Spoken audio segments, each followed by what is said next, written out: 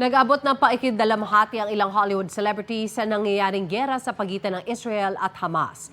Naikiramay ang international model na si Gigi Hadid sa mga biktima na karamihan daw ay bata.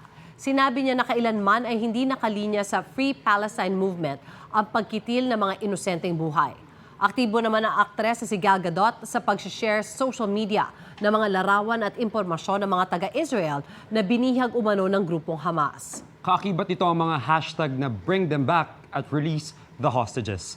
Kinokondena naman ng aktor na si Dwayne Johnson o The Rock ang brutal na pag-atake at pag-kidnap ng grupong Hamas.